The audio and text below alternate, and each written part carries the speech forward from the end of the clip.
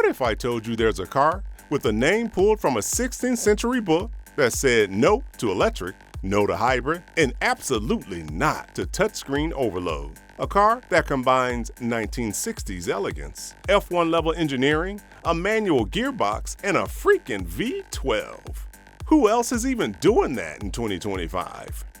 Pagani is, and that car is called the Utopia. Only 99 coupes exist. Each takes over 3,000 hours to build, and the inside, oh, you want to stick around for that part. Drop a like and smash subscribe because one day we'll definitely buy one in Forza. Let's go. Pop the hood and you immediately go, what? Because Pagani does things a bit differently. On the Utopia, you've got a front-end rear clamshell. To open them, you have to undo thick leather straps and then lift the entire clamshell backwards in one big dramatic swoop. It tilts up from the back like a race car from the 60s. The front one is all about cooling and aerodynamics. But what lives under the rear clamshell is straight up insane. Right behind your head sits a 6.0-liter twin-turbo V12, custom built by Mercedes-AMG exclusively for Pagani. Yeah, a twin-turbo V12. That's almost a myth at this point. It cranks out 852 horsepower at 6,000 RPM and a massive 811 pound-feet of torque, all going straight to the rear wheels. No electric motors, zero hybrid assistance, just nice old-school combustion and two turbos turning up the volume. Now, this might surprise you. The Utopia is supermodel skinny for hypercar standards. It's seriously a featherweight of around 1,280 kilograms dry. That's lighter than a Toyota Corolla. With that kind of power to weight ratio, things get fast. Here's the thing though, Pagani doesn't brag with numbers, so official times are kinda hush-hush. They're all about craftsmanship, driving pleasure, and emotion. You know, rolling art that hits your soul. That's why you won't see splashy stopwatch stats in their marketing. But lucky for us and you, the internet exists, and the Utopia is estimated to go around 0 to 60 in around 3 seconds. And top speed, somewhere near 220 miles per hour, which kinda speaks for itself. Stopping power is no afterthought either. It's equipped with Brembo carbon ceramic brakes, 6 pistons front, 4 pistons in the rear. Fade-proof, race-grade, and razor-sharp. For the gearbox, Pagani gives you two options, a 7-speed automated manual or, and this is where we car nerds start tearing up, a gated 7-speed manual. Yeah, a real stick in a modern hypercar in this decade. And guess what? Around 70% of buyers chose the manual, as they should. The suspension here is straight out of motorsport. Pushrod double wishbone, inboard coil covers, and adaptive dampers all borrowed from the Pagani Huayra R track weapon. The Pagani Utopia basically brings you the best of both worlds. At normal speeds, it's so calm it could tuck you in at night. But the second you switch modes, it explodes off the line, clings to corners, and brakes like it hit a wall. Let's clear one thing up real quick. Pagani doesn't pump out cars like Ferrari, Lamborghini, or Bugatti. Not even close. Pagani drops one core model every 10 years, and that's it. So when something new comes out, it's not just a new car, it's a whole event. First, we had the Zonda, then the Huayra, and now the Utopia. That's only model number 3 in over 25 years. I'm sure you've seen a dozen other Paganis floating around online.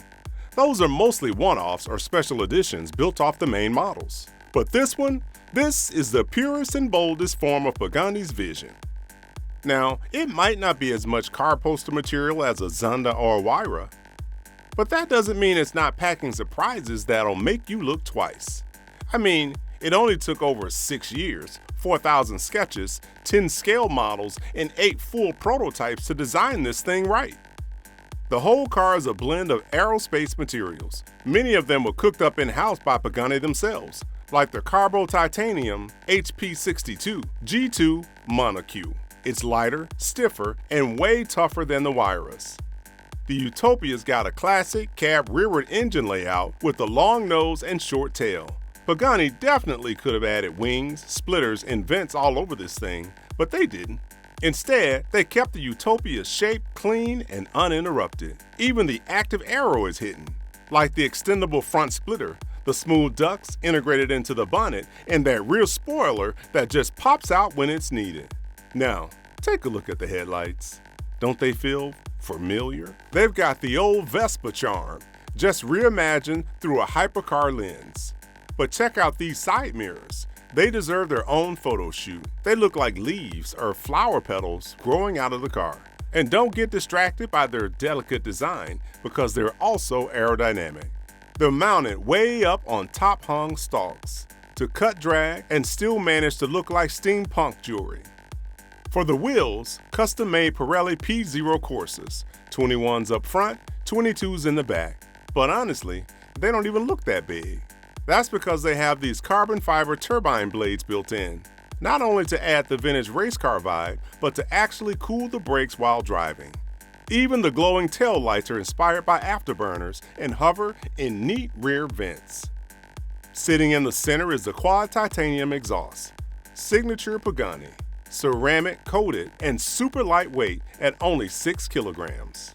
And then there are the Utopia butterfly doors, which alone are enough to cause a crowd. However, the real movie starts when you climb in. The whole interior is a seriously good-looking mix of mechanical madness and fine craftsmanship that takes you back in time. It looks like a luxury watch exploded, and somehow every component landed perfectly across the dashboard. The cabin, much roomier than before, with more shoulder space. Those sculpted leather throne seats, super fancy, comfy, and fully adjustable. But let's be real, there's one thing that just hits you right away. No massive touchscreen glued to the dash. Why? Because Horacio Pagani believes driving should be raw and undistracted. There's only one tiny driver-focused screen tucked between two watch-style mechanical gauges. It's just for the basics: nav, Apple CarPlay, Android Auto, backup cam. End of story. The gauges themselves fully analog and partially exposed. One's for your speed and one's for your revs.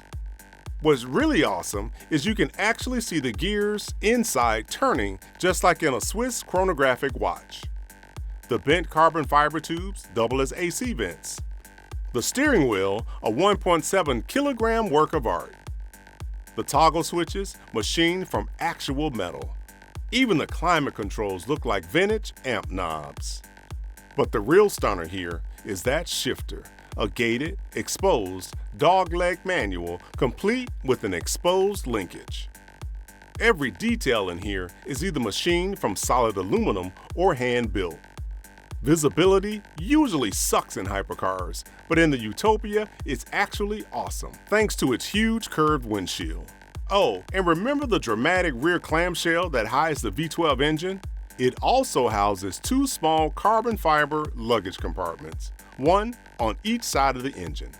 We don't know how Pagani did it, but it all comes together into something that hits the sweet spot between vintage and futuristic. It's analog and unelectric, unapologetically brutal, and somehow still romantic. But now we want to hear from you guys. Do you think the Utopia is the most balanced Pagani, or did the Zonda still hit harder? Let us know in the comments. Be sure to like and subscribe for more multi-million-dollar fantasies and fiery horsepower. Until then, keep rolling.